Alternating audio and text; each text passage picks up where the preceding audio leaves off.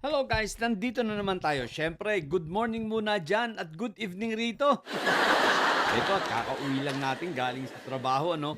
Pero ito at nakapaligo at fresh na fresh. May ngayon guys, kanina pa, simula kaninang umaga rito, aba, ang dami ko ng mga balitang katatawanan na napapanood at naririnig na wala silang ibang tinutukoy ngayon kundi itong si Jimmy Taga Bundok. Jimmy Taga, middle initial niya Taga Jimmy T. Bondok o no, yung tip pala niya ay Taga. Si Jimmy Taga Bundok, ang what the heck na yan. Siyempre, matutuwa ka sapagkat ang mga nagkokomento ay mga abogado pa, no? Okay. Ito ay patungkol dun sa ano, patungkol ito dun sa kung napanood na ninyo, di ba? At alam ko namang napanood ninyo ito dahil updated naman lagi kayo no? Patungkol sa interview sa kanya ni Ces Orenya Drilon na napanood ko rin naman yun nung mga nung isang araw yata, di ba? Kaya lang ngayon ko lang iko-content ano, sapagkat tawan-tawa ko. Aba, dami nang nagko-comment.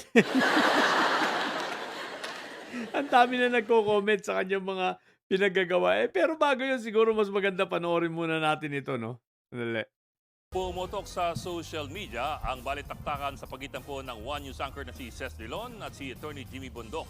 Tumatayong abogado ni Senator Bato de la Rosa. Ang ugat ng diskusyon, ang pag-iit ni Attorney Bundok na sa kanilang mga abogado na lamang i-serve ang arrest warrant ni Bato dahil ito raw ang nasa proseso. Pakinggan po natin. We are just waiting for the government authorities to serve us personal service po nung warrant and also Paano po kung wala na nga, missing na nga si Senator, paano isi-serve? that is the purpose of the lawyers, ma'am. We are his legal counsel. Ma'am, I hope you don't ridicule us, ma'am. No, we're doing our best to I'm be not. You're earnest saying with you want the government to personally serve, but Yes. he ran You away. to us. He ran away. Abogado po kami. Abogado naman kami. Pwede naman po sa amin. And then ano pong gagawin ninyo pag Oh, na-serve na sa inyo? Then we will follow You produce accordingly. him, you will produce your client. Well, I can't assure that because I'm not Bato, but we will of course definitely serve the warrant on our client. Kasi po, ayaw nilang sundan yung sistema. They're Okay, not so following the law that they're invoking. At yan ngayon ang tanong, pwede bang i-serve na lamang ang isang arrest warrant sa mga abogado ng akusado na at sila na lang ang bahala makipag-usap sa kanilang kliyente? Ang gumagabay po sa pag-aresto sa mga akusado ay ang Rule 113 ng Revised Rules of Criminal Procedure. Diyan po malinaw kung ano ang pag-aresto at paano ito ginagawa. Halimbawa, ang definisyon ng pag-aresto nasa Section 1. Ito ang pag-take custody ng isang akusado para siya po ay mapanagot. So kailangan po personal na kunin ang kustodiya ng akusado. Sa Section 7 naman, nakalagay kung paano ginagawa ang pag-serve ng arrest warrant. Kailangan sabihin ng arresting officer sa akusado na mayroong warrant of arrest siya at ano ang dahilan nito. Pero may exemption po yan. Kung biglang tumakbo ang akusado bago pa man siya mabasahan ng warrant, na-waive na niya ang kanyang karapatan dyan. Pero ito pa, ayon din sa Section 7, hindi kailangang dala-dala ng arresting officer ang mismong warrant sa mga oras na yon. The officer need not have the warrant in his possession at the time of the arrest, ayon po yan sa rule na ito. But after the arrest, if the accused so requires, the warrant shall be shown to him. Wala po sa Rules of Criminal Procedure ang anumang patakaran na pwedeng i-serve sa abogado ang arrest warrant dahil ito nga ay paghuli dapat sa isang akusado. Kailan pwedeng pumasok yung akusado? Kailan bali pwedeng pumasok ang abogado? Ang abogado maaaring mag-coordinate o mag-arrange ng pag-surrender ng akusado o di kaya maaari siyang bigyan ng tinatawag na informational copy ng nasabing arrest warrant. O yan guys, maliwanag, di ba? si Jimmy Taga Bundok na bobo, hindi lang ito nuknukan ng bobo, no? Pinagtatawanan na ng napakaraming lawyers.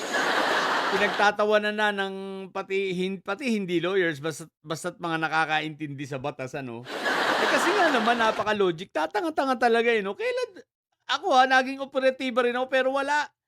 hindi ko nakita na kami ay nakapag-serve ng warrant sa abogado mismo.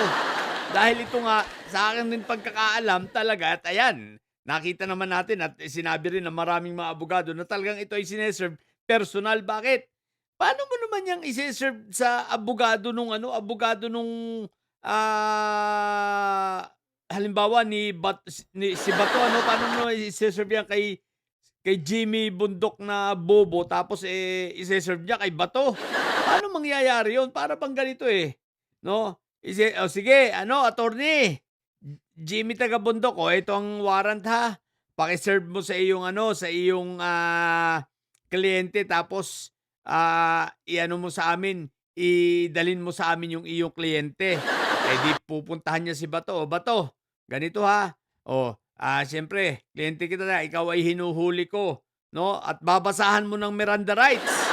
Siyempre sasabihin mo sa kanya, "Ikaw ay hinuhuli ko dahil dito sa reklamong ito at ito ang iyong warrant of arrest. Ngayon ay binibigyan kita ng karapatang manahimik sapagkat anumang iyong sabihin ay puwedeng gamitin laban sa iyo, sa lahat ng korte, sa alinmang korte dito sa Pilipinas. Ngayon, kung wala kang abogado, puwede kang bigyan ng gobyerno ng abogado." Tatanga-tanga, siya na nga yung abogado. So, nakita niyo yung logic, ang kalokohan ng bobo nito ni Jimmy Bundok. Isipin mo, seserban mo ng warrant of arrest yung iyong sariling kliyente. At pag sinervan mo ng warrant of arrest, ikaw rin ang magbabasa ng Miranda rights niya. Di ba bobo lang? Ang nakakalungkot rito, alam niyo guys kung ano? Kawawa naman yung mga taga-UE.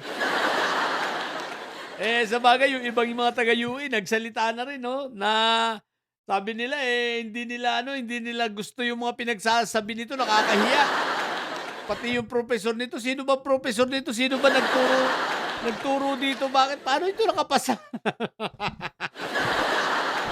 Isipin mo, pwede raw na ibibigay na lang yung warrant sa abogado. At siya na lang bilang abogado, siya ang siya ang siya ang huhuli. Huhulihin mo yung kliyente mo, ang tanga mo naman. Pwede i-voluntary surrender mo pero yung ihuhulihin mo, tapos ikaw ang babasa ng Miranda rights mo. Ewan ko ba, maging ako naguguluhan rito kay Jimmy taga Bundok, napakabobo talaga 'no. Kaya yung mga taga-UE hiyang-hiya na graduate pala 'to ng University of the East, Hiyang-hiya yung mga taga-UE sa paggagawa nito ni Bundok, Talagang 'no, mamalas-malasin nga naman talaga ito si Bato. Isipin mo ganyan ang abogado mo. Naku po Rudy. Ang tanga lang ang putik na yun. Sige na, yun lang. Sa mga bubundidilisyan at may sayad na nyo, ang tatay nyo ay preso, ang BP nyo ay bobo. Natili kayo mga bobo at may sayad sa Bato. May sayad lagi. High blood. Bye!